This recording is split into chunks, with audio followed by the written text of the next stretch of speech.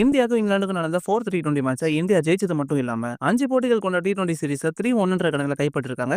இந்த மேட்சை வின் பண்ணதுக்கு அப்புறமா பேசின இந்தியன் டீம் கேப்டனான சூரியகுமார் யாதவ் எதிர்பார்க்காத சில விஷயங்கள் நடந்ததா சொல்லியிருக்காரு. சோ அவர் என்னெல்லாம் சொல்லியிருக்காருன்றத பாக்குறதுக்கு முன்னாடி நம்ம கண்டென்ட்லாம் உங்களுக்கு பிடிச்சிருந்தா லைக்கும் சப்ஸ்கிரைபும் பண்ணி சப்போர்ட் பண்ணீங்கன்னா சேனலுக்கு யூஸ்ஃபுல்லா இருக்கும். சரி, சூரியகுமார் யாதவ் என்ன சொல்லியிருக்காருன்னா, எங்க டீம்ல இருக்கிற எல்லா பிளேயர்ஸுமே அவங்களால முடிஞ்ச பெஸ்ட்டை கொடுத்து நாங்க ஜெயிக்கிறதுக்கு ஹெல்ப் பண்ணாங்க. நாங்க ஒரே ஓவர்ல 3 விக்கெட்களை இழந்ததெல்லாம் ரொம்ப பெரிய மிஸ்டேக். ஆனா எங்களோட பிளேயர்ஸ் அதை பாசிட்டிவா எடுத்துக்கிட்டு எங்களை சரிவுல இருந்து மீட்டாங்க. குறிப்பா சிவம் துபேவும் ஹார்திக் பாண்டியாவும் அவங்களோட எக்ஸ்பீரியன்ஸை வெளிக்கொண்டு வந்து இந்தியன் டீமை சூப்பரா காப்பாத்தினாங்க. நாங்க என்ன டிஸ்கஸ் பண்ணுவோம்னா, உங்களால இயல்பான ஆட்டத்தை எப்படி வெளிப்படுத்த முடியுமோ அப்படி வெளிப்படுத்துங்க.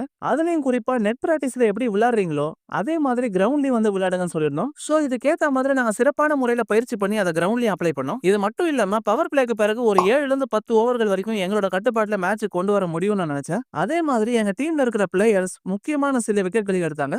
குறிப்பா அர்ஷித் ராணா எங்களோட டீமுக்குள்ள 3வது பேசரா வந்து அவரோட வேலையை கச்சிதமா முடிச்சிட்டாரு. அவரோட போலிங் நிஜமாவே என்ன பிரமிக்க வைக்குதுன்னு சூரியகுமார் யாதவ் தெரிவிச்சிருந்தாரு. மக்களே, கேப்டன் சூரியகுமார் யாதவ் நெட்ஸ்ல எப்படி விளையாடுறீங்களோ அதே மாதிரி களத்திலையும் விளையாடுங்கன்னு பிளேயர்ஸ் கிட்ட சொல்லியிருக்காரு. ஆனா என்ன பொறுத்த வரைக்கும் இந்த ஸ்ட்ராட்டஜி பிரஷரான சிச்சுவேஷன்ஸ்ல எப்பவுமே ஒர்க் ஆகுமான்னு பார்க்கணும். குறிப்பா வேர்ல்ட் கப் மாதிரியான பெரிய டோர்னமெண்ட்ஸ்ல இந்த ஸ்ட்ராட்டஜி நமக்கு பேக் ஃபயர் ஆக வாய்ப்பு இருக்கு. இந்த மேட்ச்ல சிவம் துபைக்கு இன்ஜுரி ஆனதுனால அர்ஷித் ராணா உள்ள வந்திருந்தாருல, இது கோ இன்சிடென்ஸாவும் இருக்கலாம், இல்ல இந்தியா ஒரு பேக்கப் பிளானையும் வச்சிருந்திருக்கலாம். ஆனா இங்கிலாந்து ப்ரொடெஸ்ட் பண்ணியிருந்தாங்கன்னா கண்டிப்பா இந்த கதையே வேற மாதிரி மாறி இருக்கும். சூரியகுமார் யாதவ் பத்தி சொல்லணும்னா ட்ரெடிஷனல் கேப்டன் மாதிரி இல்லாம கொஞ்சம் ஃபியர்லெஸ்ஸான அப்ரோச்சோட தான் இருக்காரு. ஒரு ரிஜிட்டான ஸ்ட்ராட்டஜியை ஃபாலோ பண்ணாம பிளேயர்ஸ்க்கு என்ன தோணுதோ அதை செய்யவும் வைக்கிறாரு. ஆனா அந்த பயமே இல்லாத அப்ரோச் வேர்ல்ட் கப் மாதிரியான பெரிய டோர்னமெண்ட்ஸ்ல ஆஸ்திரேலியா மாதிரியான பெரிய டீம்ஸ்க்கு எதிராக ஒர்க் அவுட் ஆகும்னு பார்க்கணும். ஃபைனலா இந்த மேட்ச் த்ரில்லிங்கா ரோலர் கோஸ்டர் மாதிரி இருந்தாலும் என்கிட்ட 2 கேள்விகள் இருக்கு. இந்தியா நிஜமாவே இந்த மேட்சை இங்கிலாந்து டாமினேட் பண்ணாங்களா, இல்ல இங்கிலாந்து அவங்களோட மிஸ்டேக்ஸ்னாலே இந்த மேட்சை தோத்துட்டாங்களா? இந்தியாவை பொறுத்த வரைக்கும் பவர் பிளேல மறுபடியும் ஒரு பெரிய குலாப்ஸ்.